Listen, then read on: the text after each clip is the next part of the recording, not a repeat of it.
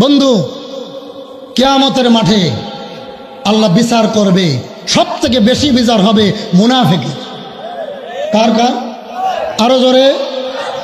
কয়েকদিন আগে দেখছেন না, মুনাফিক একজন আলেম জান্নাতের টিকিট দিয়ে দিচ্ছে। নেট চালান কারা কারা? জান্নাতের টিকিট বিক্রি হয়। আচ্ছা, জান্নাত আর জাহান্নামের মালিককে? আরো জোরে কম। খোদার কসম, আমার আগে রিক্সার ড্রাইভার জান্নাতে যাইতে পারে আল্লাহ যদি আমার থেকে তার আমল ভালো দেয়।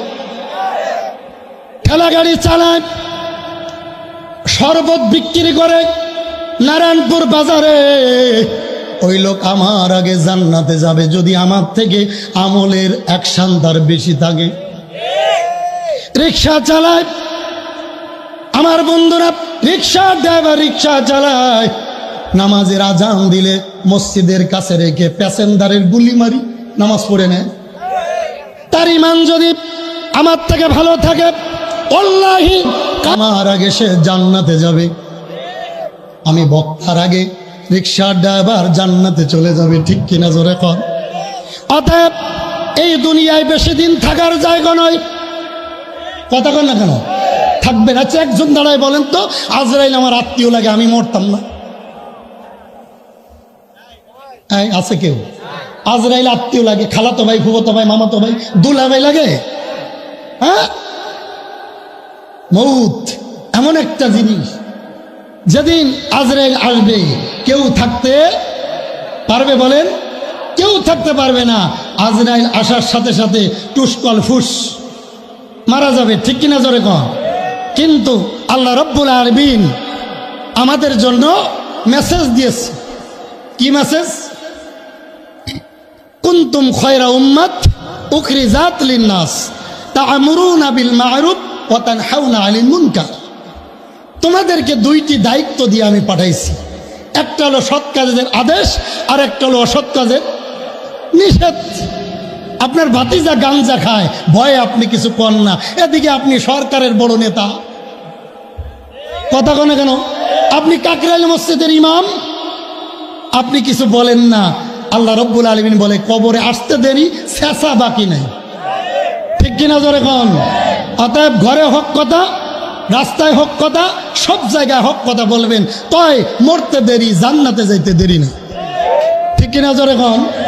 বন্ধুগণ, ভালো করে বুঝবেন, আমি বলতেছিলাম আবু বকর রাদিয়াল্লাহু তাআলার মতো নরম মানুষ পৃথিবীর জমিনে আর কেউ আছে?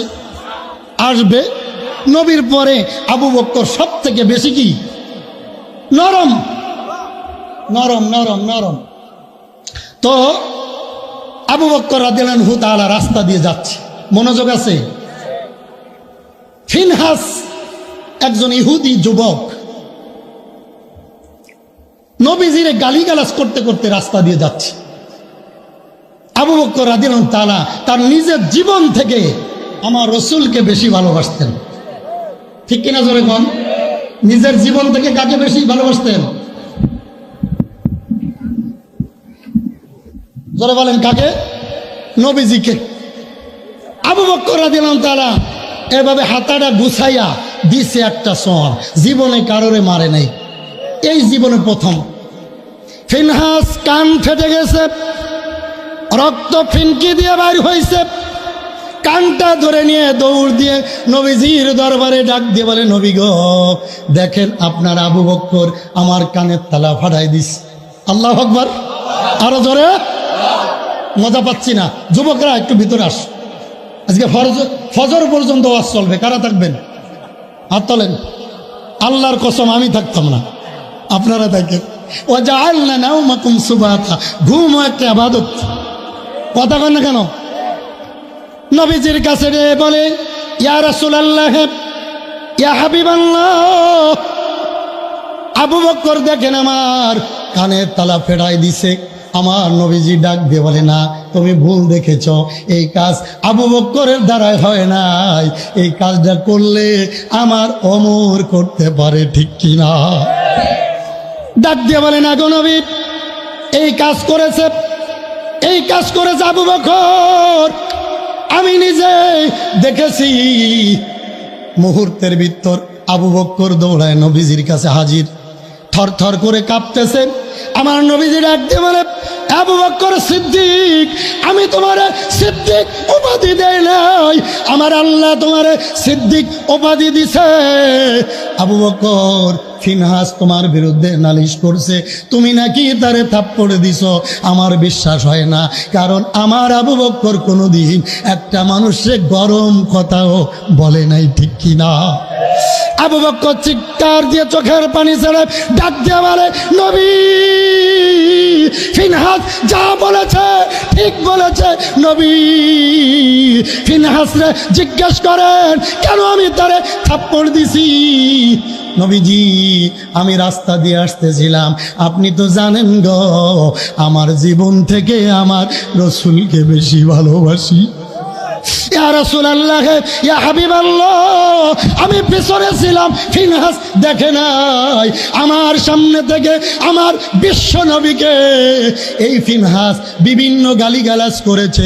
নবীজি, আমি সইতে পারি নাই, আমার যত শক্তি ছিল একটা থাপ্পড় মারছি, তার কানের তালা যে ফেটে যাবে আমি জানতাম না, আমি জানতাম না।